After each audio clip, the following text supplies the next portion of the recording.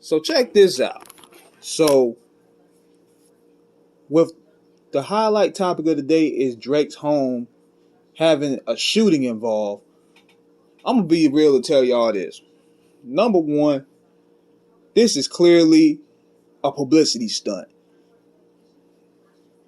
It's a publicity stunt to distract the masses from what's really going on and revolve those pedophile allegations or those grooming allegations. Let's just be clear, because the timing of this is suspect. The same thing with his store all of a sudden in London being vandalized.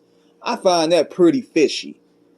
So what he's trying to do is he's trying to switch the conversation on to where he's being a victim now.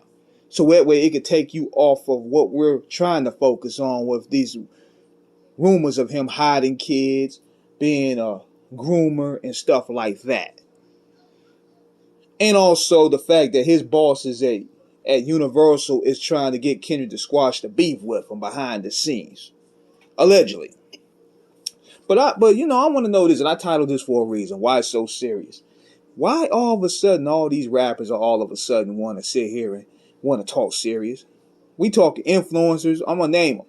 We talk about people like Isaac Hayes Jr. We talk about Uncle Luke. We talking about Bootsy. We want to talk about D1. We talking about Questlove. We talk about all these people. All of a sudden now I want to sit here and talk peace talk. But yet when Drake was out there for the past couple of weeks talking his shit, none of y'all said nothing. Why is that? Nobody said nothing. Nobody said nothing about the back and forth with Drake and Ross. But now Kendrick come outside. It's a problem. For weeks, Drake was taunting Kendrick. They had milk carton memes. They were saying he was scared. Y'all had Kai Cenat, academics, all these weirdo dweeb, Adam 22, all these weirdo dweebs out here making posts taunting him, saying he ain't coming outside. Drake got him pumped. He bullied him. And then he put out that weak ass AI track. Oh man, he's smacking Kendrick upside the head. I don't know what Kendrick gonna do. This thing is over before it started. None of y'all was talking all this economic shit then. None of y'all was sitting here talking about all this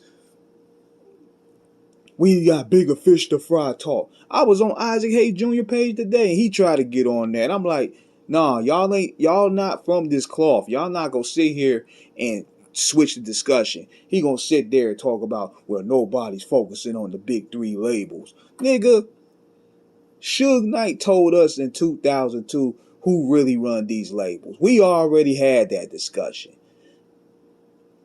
We had that discussion going back to when Irv Gotti, Suge Knight, and Jay Prince were trying to form a union together for artists, but the Feds shut that down. We always had those discussions, but you dweebs won't even in the discussion because we didn't allow y'all in there. Y'all won't equip. Y'all didn't partake in this culture to be able to be involved with this. And that shows me right there, you guys, a lot of you guys for that part, y'all don't know nothing about what you talk about because we always have these discussions about labels. Freddie Fox dropped the album called Industry Shakedown. He called out these guys. Y'all don't support him. But now, what's really is this battle isn't going the way y'all expected it to go. So now you want to switch the narrative around. Now y'all want to sit here and talk about, oh, we gotta put an end to possible violence. We gotta put an end to the beef. We gotta talk about what's going on with Biden and Trump. You act like we can't chew gum and spit at the same time. We can't, or chew gum and walk at the same time. Because see, what it really is, y'all golden goose got his ass kicked, and now y'all want to switch the narrative. Because had Drake been winning like he did in 2015, bullying Meek Mill, none of y'all came outside. When them corporations came through and him and Drake kicked Meek Mill in the ass, nobody was talking about some stop the violence type stuff now.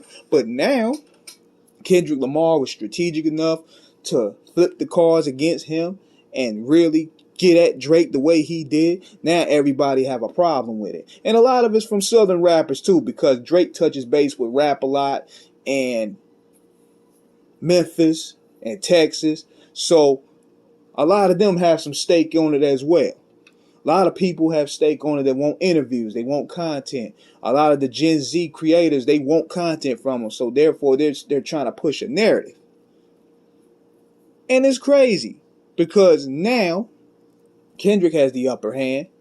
He beat Drake in his own game. And now everybody want to not no longer talk about it. But Tupac said it best right here. And I'm going to leave it at that. So let me know what you guys think in the comments. Subscribe, hit the like button, please.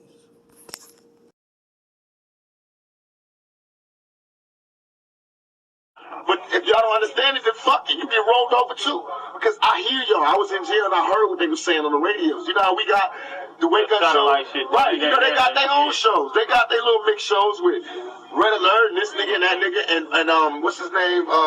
Flex. And I swear to God, dog, they used to diss the West Coast. They had these commercials where they be like, hey, dog, what's up, dog? And I used to be like in jail in New York on my radio, like, oh, shit.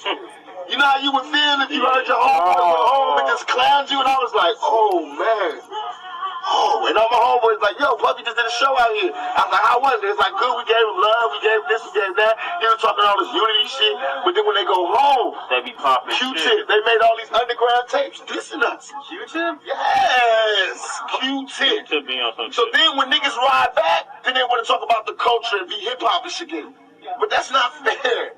How you gonna be bold? And that's what they all do. They all play badasses. Same thing for the Fugees. They just diss me on the air on MTV. Fugees diss you? They're not personally diss the West Coast. They introduce my figure as like California love. The East Side is the best side. I seen them. All them niggas was talking about how much they respect me and love me. See, I hate that. Because I be dead serious. It's one thing when they say that. Snapchat XL is talking about. He got a rhyme where you know how you always got these little metaphors. He say, you'll get fucked like Tupac did in jail. Now I'm telling y'all beforehand, off the air, I'm gonna beat this nigga's ass. And everybody's gonna be talking about how wrong I am and how I haven't changed. But what am I supposed to do with a nigga disrespecting my manhood like that?